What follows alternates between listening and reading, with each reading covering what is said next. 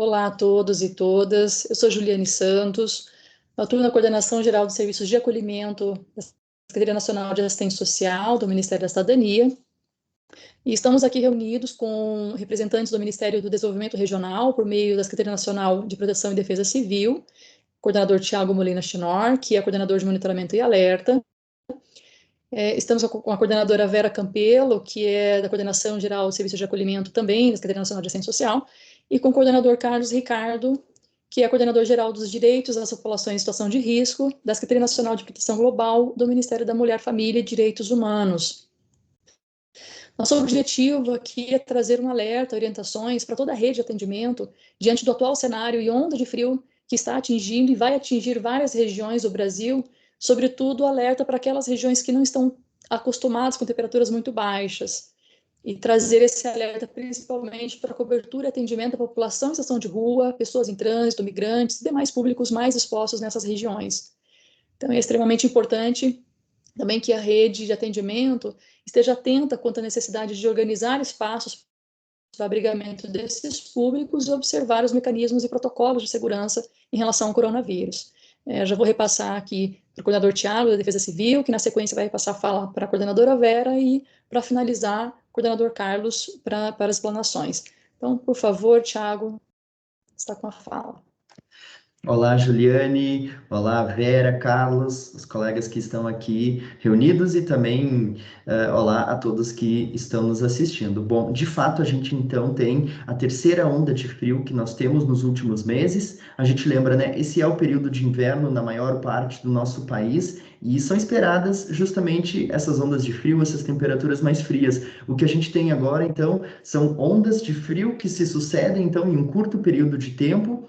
E como a Juliane falou, áreas onde não é tão comum a gente ter temperaturas tão baixas, né? Então, isso sempre acende um sinal de alerta para a Defesa Civil e aos demais órgãos, então, que trabalham com a proteção das pessoas. Eu vou inserir aqui uma apresentação só para a gente ter alguma visualização dos temas.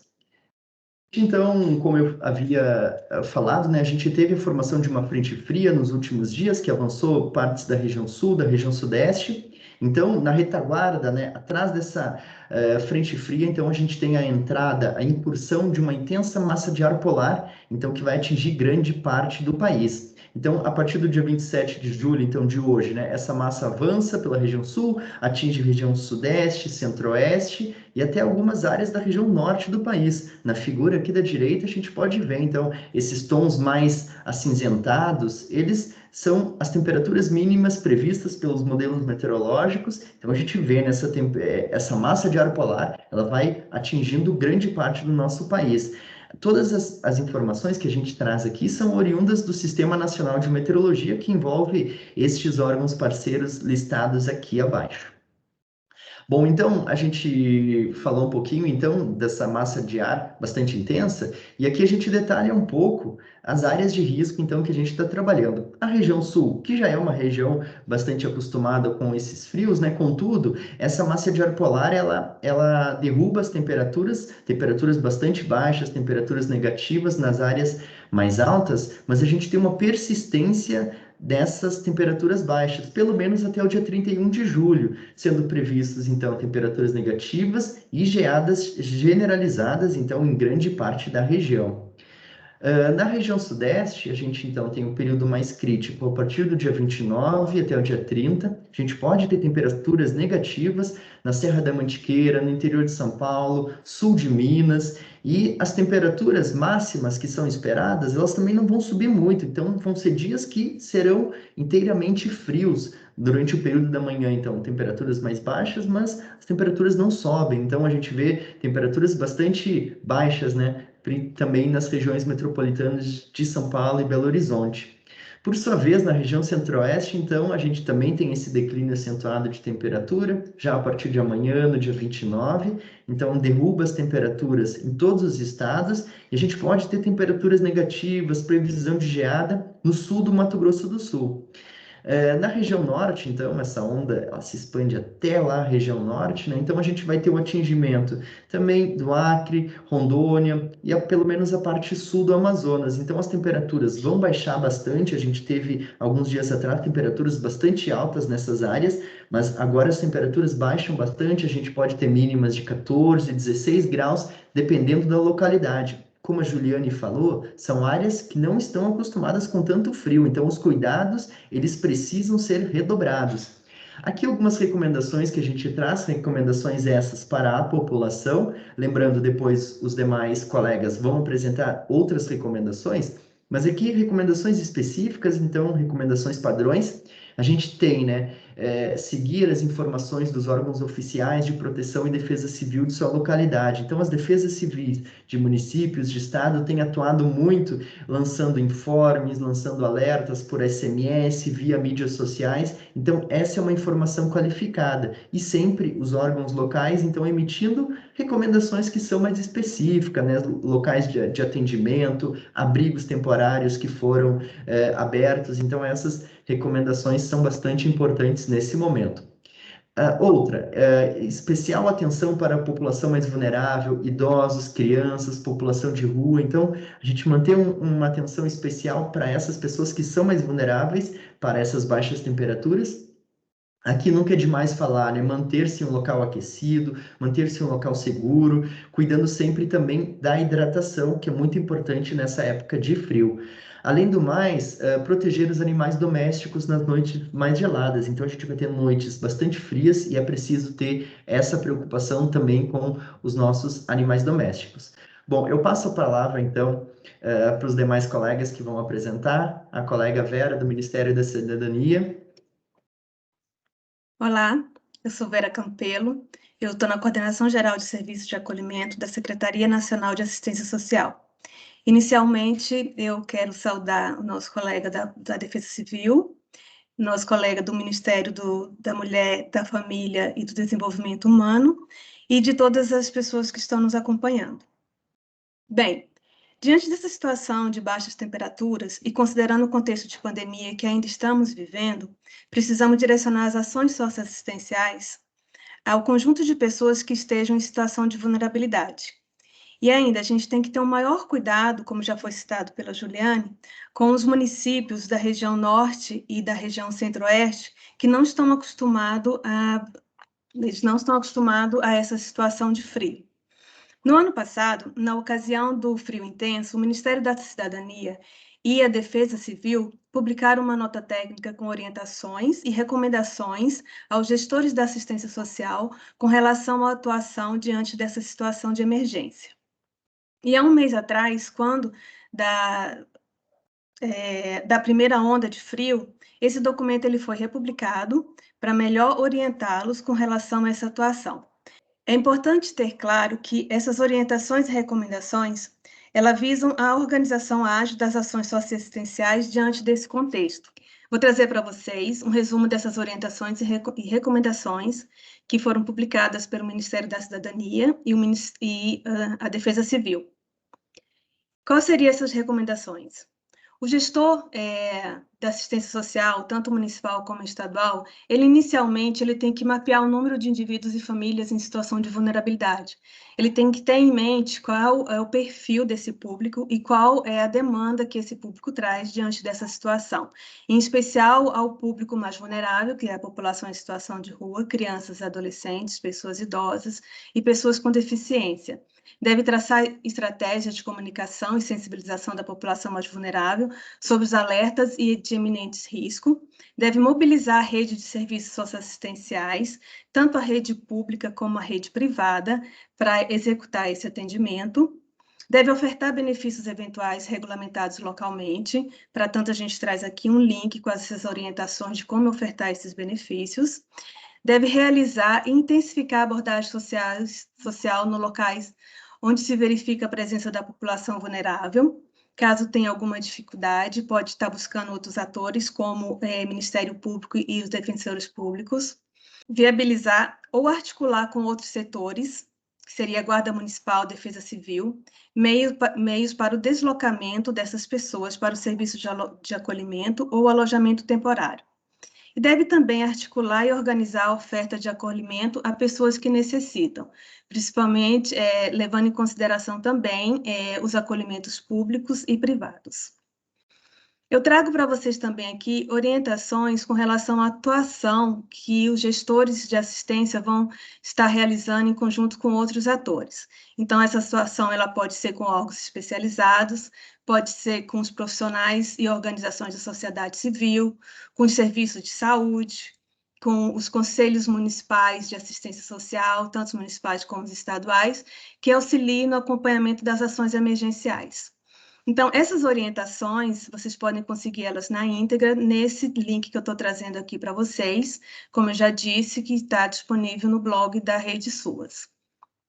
Para essa atuação, os gestores eles podem estar utilizando o cofinanciamento federal. Então, poderão ser utilizados os recursos do cofinanciamento federal repassados aos municípios e estados, sendo observadas essas portarias que eu trago aqui para vocês. Nós temos a portaria conjunta do fundo, nós temos a portaria 369, que é aquela portaria que possibilitou o repasse de recurso emergencial em função da pandemia, e temos também a portaria 601, que é a que possibilita a utilização dos saldos de recursos existentes em conta. E como que os gestores vão estar utilizando esse recurso? Aí a gente traz para vocês sugestões para a utilização desses recursos.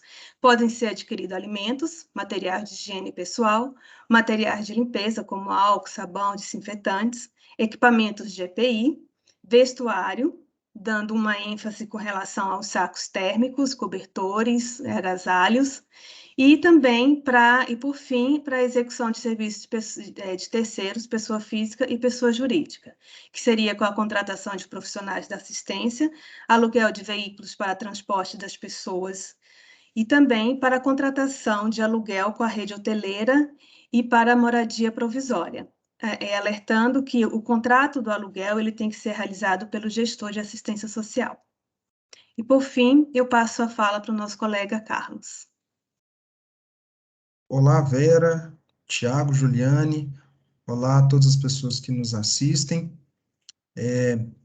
Vamos falar então aqui, dando sequência, sobre a necessidade de mobilização de toda a sociedade para o enfrentamento de uma situação que é emergencial, né? Então, já foi dito aí os locais e com a situação do frio, inclusive a mobilização da nossa rede de assistência social, que está presente em praticamente todos os municípios brasileiros, mas eu gostaria de ampliar um pouco aqui o nosso debate. Precisamos mobilizar toda a sociedade.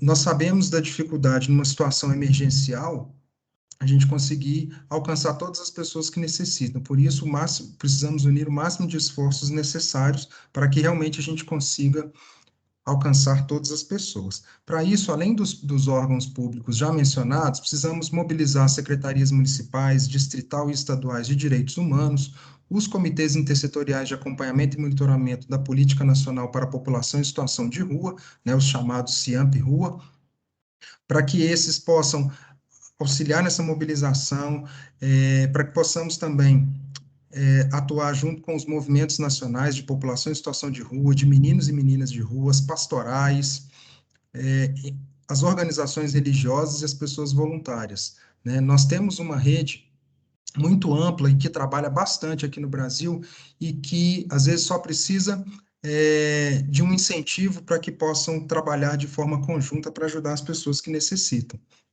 Bom, e dentro desse trabalho de articulação e mobilização, precisamos de doação, arrecadação e distribuição de agasalhos, estruturação e disponibilização de abrigos emergenciais. Já existem organizações da sociedade civil que já estão acostumadas a trabalhar com isso, e mesmo na rede pública podemos contar muitas vezes com escolas, ginásios, né? Às vezes a estrutura de uma igreja, espaços que, emergencialmente, nessa situação temporária, a gente possa acolher pessoas para que elas não fiquem ao relento e tão expostas ao frio, né? E enquanto as pessoas estiverem nesses espaços, também é importante que a gente forneça alimentação, então doação, arrecadação e distribuição de alimentos. É sempre importante seguir os protocolos, né, os protocolos de saúde, as orientações da gestão da assistência social no município e da defesa civil, né, porque, afinal de contas, nós continuamos ainda em plena pandemia, né? E todos os protocolos precisam ser seguidos, né? E também podemos fazer imobilização de voluntários e aquilo que nós chamamos de busca ativa, que é ir ao encontro das pessoas que estão nessa situação de maior necessidade. E não só as pessoas que estão em situação de rua, tem pessoas que estão em situação de vulnerabilidade que não têm condições de comprar um agasalho, um cobertor, né? E muitas vezes é muito importante fazer com que essas doações e aquilo que for arrecadado pela gestão pública também possa chegar a essas pessoas. Tá? Nós temos duas cartilhas de orientações e um protocolo de atendimento e de acolhimento nessas situações emergenciais que foram elaborados para o contexto da pandemia e que serve muito bem para esse contexto agora de frio intenso, né? Então, ali tem orientações sobre aquilo que tanto a gestão pública quanto organizações da sociedade civil podem fazer, e um protocolo específico para organizações religiosas e da sociedade civil, que dá todos os detalhes ali, numa linguagem simples, bastante acessível, sobre como organizar o seu espaço, né? Seja uma igreja, seja uma escola, seja o espaço que for, um ginásio, como organizar esse espaço, a distância entre os colchões, os espaços de higienização, locais para você armazenar aquilo que for doado, como organizar os voluntários. Então, a gente realmente quer contar com as pessoas de boa vontade que estão interessadas em ajudar aquelas que precisam. Né? Você encontra isso no site do Ministério da Mulher, Família e Direitos Humanos, é o mdh.gov.br. Lá você entra e navegue por temas, população em situação de rua, publicações, livros e cartilhas. Está lá disponível, o material é pequeno, dá para ler rapidamente, e ali tem todas as orientações que vai fazer você ficar seguro ou segura para poder desenvolver as ações junto com a sua organização.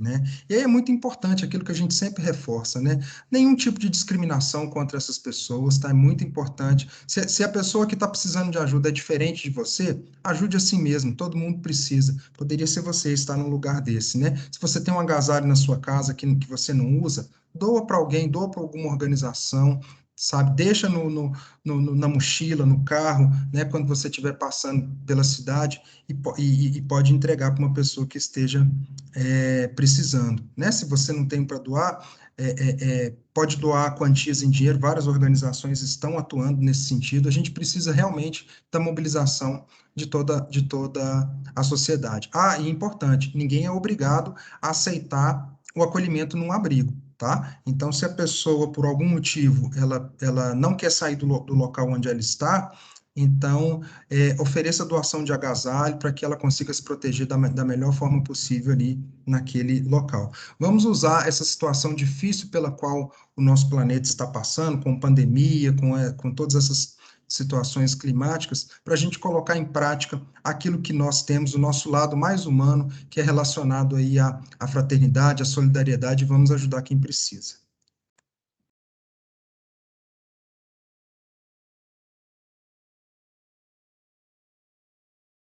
Pronto.